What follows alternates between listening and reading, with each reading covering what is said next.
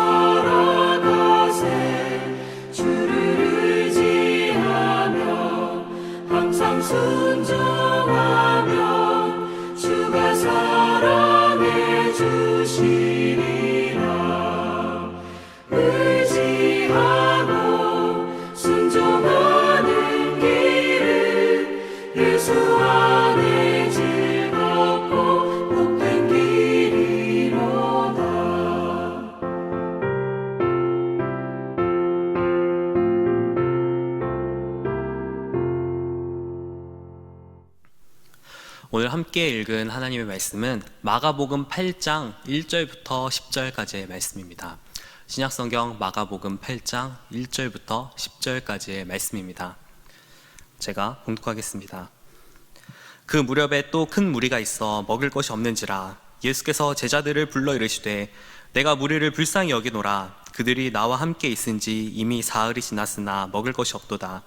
만일 내가 그들을 굶겨 집으로 보내면 길에서 기진하리라. 그 중에는 멀리서 온 사람도 있느니라. 제자들이 대답하되 이 광야 어디서 떡을 얻어 이 사람들로 배부르게 할 수 있으리까? 예수께서 물으시되 너희에게 떡 몇 개나 있느냐? 이르되 7이로소이다 하거늘 예수께서 무리를 명하여 땅에 앉게 하시고 떡 7개를 가지사 축사하시고 떼어 제자들에게 주어 나누어 주게 하시니 제자들이 무리에게 나누어 주더라. 또 작은 생선 2마리가 있는지라 이에 축복하시고 명하사 이것도 나누어 주게 하시니 배불리 먹고 남은 조각 7광주리를 거두었으며 사람은 약 4,000명이었더라. 예수께서 그들을 흩어 보내시고 곧 제자들과 함께 배에 오르사 달마누다 지방으로 가시니라. 아멘. 우리가 함께 읽은 이 본문은 떡 7개와 물고기 2마리로 4,000명을 먹이신 예수님의 기적의 사건을 기록하고 있습니다. 이 일을 칠병이어의 기적이라고도 말합니다. 이 사건은 사복음서 중 마태복음과 마가복음에만 기록이 되어 있습니다. 혹자는 이 사건을 오병이어 사건과 다르지 않은 것이라고 말하기도 합니다. 하지만 이 두 사건은 분명히 구별되는 사건입니다. 우리가 함께 읽은 본문에 뒤이어 나오는 19절과 20절에는 예수님께서 오병이어 사건과 칠병이어 사건 둘 다를 언급하시는 것으로 보아 이 둘은 중복되는 기록이 아니라 별개의 사건이라고 우리는 보아야 합니다. 오병이어 사건은 사복음서에 모두 기록이 되어 있고 널리 알려져 있기 때문에 매우 익숙합니다. 하지만 이 칠병이어 사건은 상대적으로 잘 알려져 있지 않기 때문에 상대적으로 덜 익숙하기 때문에 이 사건의 깊은 의미를 우리가 잘 생각하지 않는 경우가 많은 것 같습니다. 앞서 마가복음 6장을 보면 그곳에 오병이어 사건이 기록되어 있는 것을 우리가 볼 수 있습니다. 그런데 그로부터 얼마 지나지 않아 8장 첫 부분에 칠병이어 사건이 나와 있는 것을 보면 우리는 칠병이어만이 주는 메시지가 분명히 있을 것이란 추측을 할 수 있습니다. 먼저 오병이어 사건과 칠병이어 사건의 배경적인 차이를 잠시 살펴보도록 하겠습니다. 표면적으로 드러나는 시간과 공간의 차이를 살펴보려고 합니다. 먼저 시간적인 차이를 보려고 합니다. 오병이어 기적은 예수님과 짧은 시간 함께 했던 사람들에게 일어났습니다. 6장 35절에는 이렇게 기록하고 있습니다. 때가 저물어 가매 제자들이 예수께 나와 여짜오되 이곳은 빈 들이요 날도 저물어 가니. 이것을 보면 오병이어 사건은 당일 저녁에 일어난 일이라고 우리가 볼 수 있습니다. 하지만 칠병이어의 무리들은 예수님과 3일 동안 함께 하였습니다. 본문 2절 하반절에는 그들이 나와 함께 있은 지 이미 사흘이 지났으나 먹을 것이 없도다 라고 기록하고 있습니다. 오병이어의 사람들은 예수님의 말씀을 들으려고 짧은 시간 동안 함께 하였고 칠병이어의 사람들은 그보다 더 많은 시간 3일 동안 예수님과 함께 하였다는 것을 알 수 있습니다. 또한 이 두 사건은 공간적인 차이도 있다는 것을 알 수 있습니다. 오병이어의 기적은 빈 들에서 일어났습니다. 예수님께서 이들을 푸른 잔디 위에 앉으셨다고 기록하고 있습니다. 6장 35절은 때가 저물어 가매 제자들이 예수께 나와 여짜오되 이곳은 빈 들이요 날도 저물어 가니 라고 언급하고 있고, 이어서 6장 39절에서 예수님께서 제자들에게 명하사 그 모든 사람으로 때를 지어 푸른 잔디 위에 앉게 하시니 라고 하신 것을 볼 수 있습니다. 더군다나 저녁 식사 시간이 되었을 때 제자들은 6장 36절의 말씀과 같이 무리를 보내어 두루 촌과 마을로 가서 무엇을 사 먹게 하옵소서라고 하였습니다. 우리가 이것을 살펴보면 오병이어의 기적이 일어났던 이 장소는 척박한 환경은 아니었고 먹을 것도 어렵지 않게 구할 수 있는 그런 환경이었다는 것을 알 수 있습니다. 반면에 칠병이어 사건의 공간적인 배경은 어떻습니까? 오병이어의 사건의 배경과는 사뭇 다릅니다. 본문의 4절에서 제자들은 이렇게 말합니다. 이 광야 어디서 떡을 얻어 이 사람들로 배부르게 할 수 있으리까? 예수님과 제자들 그리고 4,000명의 무리는 앞 사건의 배경과는 전혀 다르게 푸른 풀밭이 아니라 광야 한가운데 있었고 마을과 가깝지도 않아 음식을 구하기도 어려운 그런 환경 가운데 있었습니다. 오병이어 사건과 칠병이어 사건의 배경적인 차이를 잠시 살펴보았습니다. 이것을 통해 칠병이어의 무리들은 예수님을 따라 사막 깊은 곳까지 사흘이라는 시간 동안 동행하였다는 것을 알 수 있습니다. 먹을 것을 구하기도 힘들고 편하지도 않은 환경인 광야에 사흘 동안 예수님을 따라온 무리들은 예수님을 따르는 데에 수고를 감내하고 헌신하였던 이들이라는 것을 알 수 있습니다. 이제 본문을 함께 살펴보면서 주님께서 주시는 은혜를 나누기를 소망합니다.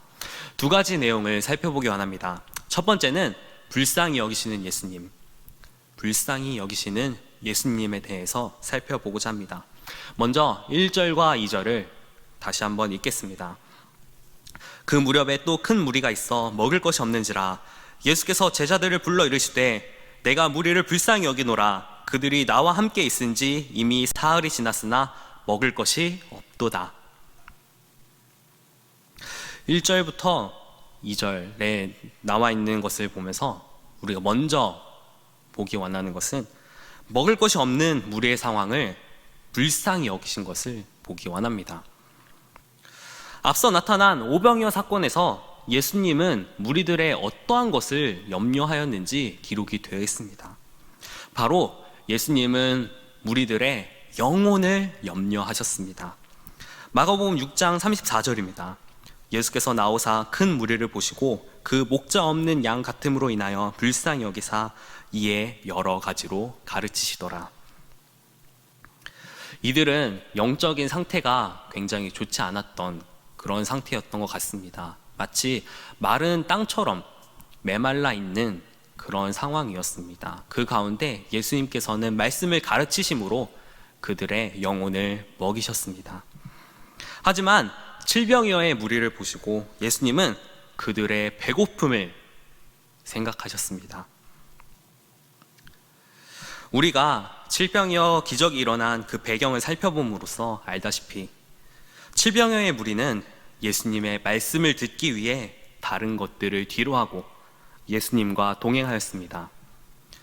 예수님을 따라 광야에 사흘 동안 있으므로 먹을 것이 다 떨어져 육체적으로 기근한 이들의 상황을 예수님께서 불쌍히 여기신 것입니다. 그렇다면 이들의 영적인 상태는 어떠했을까요? 칠병이어의 무리들의 영적인 상태는 어떠했을까요? 오병이어 사건의 무리들에 대한 예수님의 언급과는 달리 이들이 영적으로 어떠한 상태였는지는 본문에 직접적으로 드러나 있지는 않습니다. 이것에 대하여 어떤 성경학자들은 칠병이어의 무리들은 예수님을 기꺼이 따름으로 말씀을 받아들여 영적인 허기를 채운 상태라고도 해설하기까지 합니다. 아마도 오병이어의 무리들보다는 영적으로 분명 성숙한 상태라고 말할 수 있을 것입니다. 하지만 그렇다고 해서 예수님께서 그들의 영혼의 상태나 육신의 배고픔 중에 한 가지만 생각하셨다는 것이 아닙니다. 예수님께서는 산상수훈에서 어떻게 말씀하셨습니까? 예수님께서는 사람들의 필요가 무엇인지를 아신다고 말씀하셨습니다. 마태복음 6장 32절 하반절입니다. 너희 하늘 아버지께서 이 모든 것이 너에게 있어야 할 줄을 아시느니라. 아멘.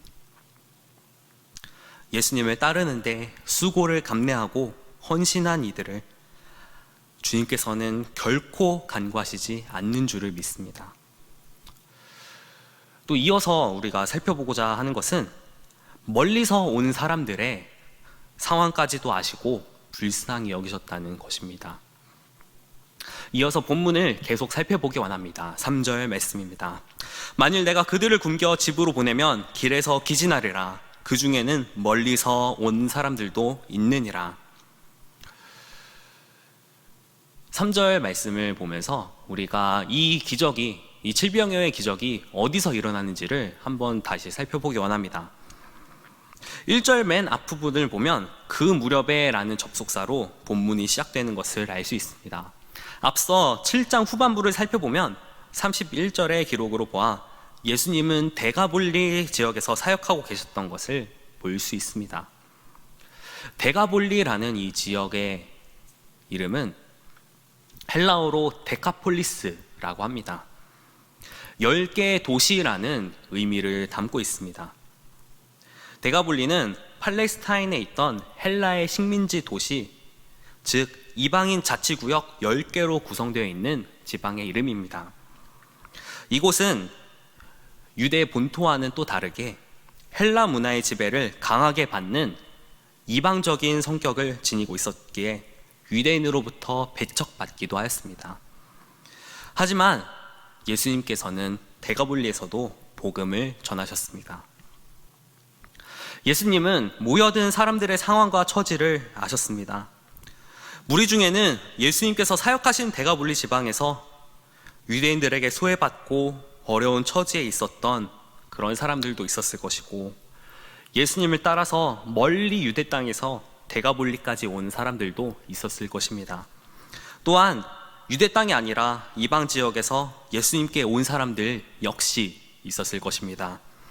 예수님은 이런 다양한 곳에서 온 사람들을 냉대하거나 차별하지 않으시고 말씀을 가르치시고 돌보시며 불쌍히 여기셨습니다. 여러 상황에 놓여 있는 많은 자들의 상황을, 그들의 세세한 형편까지 이미 다 알고 계셨습니다. 참 어려운 시기를 지나고 있습니다. 요즘 만나는 분들마다 하는 인사가 무엇입니까? 요즘 힘드시죠? 라는 것이 요즘의 인사입니다. 그 말이 인사말이 될 정도로 참 쉽지 않은 시기를 보내고 있습니다. 지금의 사태가 연초부터 계속 진행되면서 여러 가지로 많은 어려움을 겪고 있습니다. 경제적인 어려움은 말할 것도 없고, 그 바이러스 때문에 마음 편하게 지내기도 어렵습니다. 항상 우리는 불안감에 하루하루를 지내고 불안감에 생활하고는 합니다. 경제적으로, 심적으로 또한 어려움에 놓여 계시는 분들도 또한 계시리라고 생각이 듭니다. 영적으로는 어떻습니까? 교회당에 나와서 예배드리지 못한 기간이 참 길었습니다. 모이기 어려운 상황이 되다 보니 성도 간의 교제를 나누는 것도 하지 못하였습니다.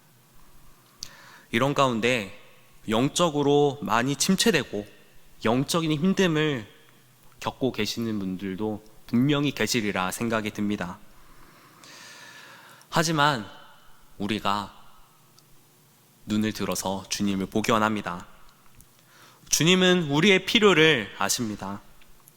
영적으로, 심적으로 혹은 환경적으로 그 외에 말로 다 할 수 없는 여러 상황을 주님께서는 잘 알고 계십니다. 그리고 주님은 그런 우리의 상황을 참으로 불쌍히 여기십니다. 오병이어 사건과 칠병이어 사건을 통해서 예수님은 그분을 따르는 무리들의 필요를 아시고 생각하셨다는 것을 우리는 알 수 있습니다. 오늘날을 살아가는 우리는 이 말씀을 기억하고 이런 주님을 묵상하며 어려운 상황을 이겨나갈 수 있기를 소망합니다. 우리 마지막 두 번째로 살펴보기 원하는 부분은 제자들의 걱정과 예수님의 일하심입니다. 제자들의 걱정과 예수님의 일하심. 예수님의 제자들은 이 상황을 앞두고 크게 걱정하였던 것을 우리는 말씀을 통해 볼 수 있습니다. 먼저 3절을 다시 읽어보도록 하겠습니다. 만일 내가 그들을 굶겨 집으로 보내면 길에서 기진하리라. 그 중에는 멀리서 온 사람들도 있느니라. 예수님은 항상 무리를 불쌍히 여기셨으며 그들의 필요를 아시고 또한 늘 채워주고 싶어 하셨습니다. 예수님께서는 3절의 말씀을 통하여 무리들의 상황을 걱정하셨지만 동시에 그분의 제자들이 예수님의 권능을 얼마나 이해하고 있는지를 한편으로 시험하셨습니다. 이 칠병이어의 기적 이전에 제자들은 어떤 사건을 경험했습니까? 예수님의 많은 여러 놀라운 일들을 경험하였지만 이 상황과 굉장히 유사한 상황, 무리들이 먹을 것이 없는 이런 상황에 놓여져 있는 상황을 경험하였습니다. 그리고 오병이어의 기적을 경험하였습니다. 오병이어 사건 당시 제자들은 예수님께 6장 36절 말씀과 같이 무리를 보내어 두루 촌과 마을로 가서 무엇을 사 먹게 하옵소서라고 말씀을 드렸습니다. 하지만 예수님은 무리가 그렇게 하도록 하지 않으시고 떡 5개와 물고기 2마리로 5,000명을 먹이셨습니다. 제자들은 말로 다 표현할 수 없는 놀라운 기적을 직접 경험한 것입니다. 하지만 오병이어의 기적을 경험한 제자들이 이 같은 상황을 경험하면서 모여든 무리에게 먹을 것이 없는 이 상황을 경험하면서 어떠한 반응을 보였습니까? 우리는 하나님이 이전처럼 공급해 주실 것을 믿습니까? 믿습니다 라고 그렇게 대답하였습니까? 우리가 잘 알다시피 그렇지 않았습니다. 그들은 다시 의심하였습니다. 4절 말씀 읽겠습니다. 제자들이 대답하되 이 광야 어디서 떡을 얻어 이 사람들로 배부르게 할 수 있으리까? 제자들의 초점은 불가능에 맞추어져 있었습니다. 예수님은 이미 이전에 오병이어 기적의 사건에서 더 많은 무리를 먹이셨음에도 불구하고 제자들은 어떻게 이 사람들을 먹일 것인가에 대해 완전히 혼란스러워하였습니다. 이전에 예수님께서 오병이어의 기적으로 5,000명을 먹이신 그 사건이, 그런 놀라운 기적이 있었는데 이제는 7병이어로 4,000명을 먹이셔야 하는 이런 사건을 앞에 두고도 제자들은 불가능하다라고 생각하였습니다. 이렇게 믿지 못하고 있는 제자들에게 예수님은 5절에서 너희에게 떡 몇 개나 있느냐라고 물으십니다. 제자들은 7개가 있다고 답을 합니다. 예수님의 이 질문의 의미는 무엇입니까? 예수님이 너희에게 떡 몇 개나 있느냐라고 질문하신 것의 그 의미는 무엇입니까? 예수님의 이 질문은 제자들로 하여금 자신들의 자원으로는 이 문제를 해결할 수 없다는 것, 자신이 가지고 있는 자원으로는 이 일을 해결하기에 너무나 부족하다는 것을 깨닫도록 하는 것입니다. 어떻게 떡 7개로 4,000명을 먹일 수가 있겠습니까? 제자들이 이것을 해결할 수 없다는 것을 깨닫도록 하기 위한 것입니다. 또한 이 질문을 하심으로써 예수님은 제자들로 하여금 이전의 오병이어의 기적을 생각나도록 하시는 것입니다. 그리고 결국 하나님을 의지하지 않으면 안 된다는 것을 깨닫도록 하시는 것입니다. 이제 예수님은 떡 7개를 가지시고 기도하신 후 이전처럼 제자들에게 그것을 나누어 주도록 하셨습니다. 마찬가지로 생선 2마리도 나누어 주셨습니다. 예수님께서는 이렇게 이미 기적을 경험한 제자들로 하여금 다시 한번 그것들을 일깨워 주시고 다시 기적을 베풀어 주십니다. 제자들은 깨닫지 못하는 그런 모습을 너무나 많이 보이고 있습니다. 마찬가지로 사람들은 종종 어려운 상황을 만나면 쉽게 포기하곤 합니다. 쉽게 불가능을 생각하곤 합니다. 우리들도 제자들처럼 종종 과거에 하나님이 우리를 위해 공급해 주셨던 일을 잊어버리고는 합니다. 하지만 우리가 어려운 상황에 직면할 때 하나님께서 우리를 어떻게 돌봐 주셨는지를 반드시 기억할 수 있기를 소망합니다. 또한 하나님께서 신실하게 역사해 주시리란 것을 우리가 굳게 믿기를 소망합니다. 말씀을 맺겠습니다. 칠병이어 사건의 무리는 광야 한가운데 있습니다. 오병이어의 배경이었던 풀밭과는 대조되는 환경입니다. 칠병이어의 무리는 사람들이 살고 있는 마을로부터 멀리 떨어져 있고 음식을 구하기도 어려운 그런 척박한 환경 가운데 예수님을 따라 나왔습니다. 사랑하는 여러분, 광야라는 단어만 들어도 황량한 그림이 펼쳐지고 숨이 막히는 것 같은 그런 느낌이 들지 않으십니까? 사실 우리가 광야라는 이 단어만 잘 생각해 보아도, 잘 묵상해 보아도 질병이어의 그 무리들의 어려운 상황을 우리가 생각할 수 있습니다. 그 무리의 여러 어려운 상황들이 함축되어 있는 것을 또한 느낄 수 있습니다. 우리가 광야에 대해서 생각해 볼 때 광야라는 배경으로 쓰여진 시편을 생각할 수가 있습니다. 그 중에서도 시편 63편을 살펴보고자 합니다. 시편 기자는 시편 63편 1절부터 4절까지를 통하여 이렇게 고백하고 있습니다. 하나님이여, 주는 나의 하나님이시라. 내가 간절히 주를 찾되 물이 없어 마르고 황폐한 땅에서 내 영혼이 주를 갈망하며 내 육체가 주를 앙모하나이다. 내가 주의 권능과 영광을 보기 위하여 이와 같이 성소에서 주를 바라보나이다. 주의 인자하심이 생명보다 나음으로 내 입술이 주를 찬양할 것이라. 이러므로 나의 평생에 주를 송축하며 주의 이름으로 말미암아 나의 손을 들리이다. 아멘. 인자하심으로 우리를 돌보시고 불쌍히 여기시는 주님을 바라보며 우리가 찬양함으로 주님 앞에 나아갈 수 있기를 원합니다. 우리의 믿음이 흔들리는 것만 같고 어려운 상황에 휩싸여서 주님을 바라보지 못할 때가 있습니다. 하지만 이렇게 우리를 불쌍히 여기시는 주님을 깊이 묵상할 수 있기 원합니다. 그렇게 우리가 주님을 의지하면서 나아가기 원합니다. 시편 기자의 이 고백처럼 주님의 인자하심이 나의 생명보다 낫다는 그런 고백을 함으로써, 그런 찬양을 함으로써 우리가 주님 앞에 나아갈 수 있기 원합니다. 우리가 이 상황 가운데서, 이 어려운 상황 가운데서 오늘 질병의 사건 말씀을 묵상하면서 우리가 그렇게 하나님 앞에 나아가면 좋겠습니다.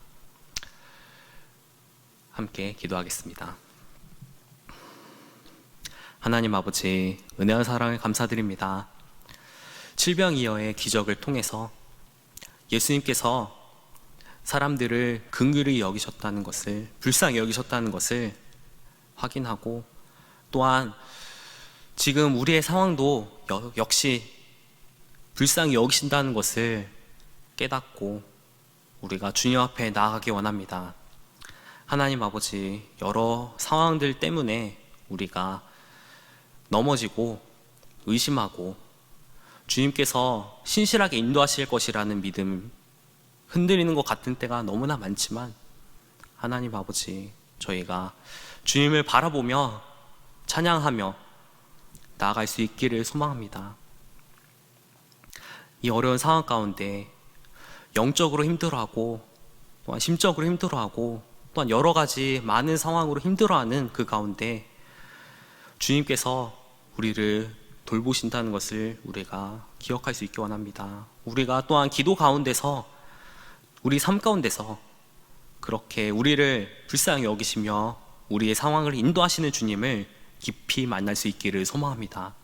하나님 아버지, 우리들 가운데 큰 은혜를 베풀어 주옵소서. 감사드리며 예수님의 이름으로 기도드립니다. 아멘.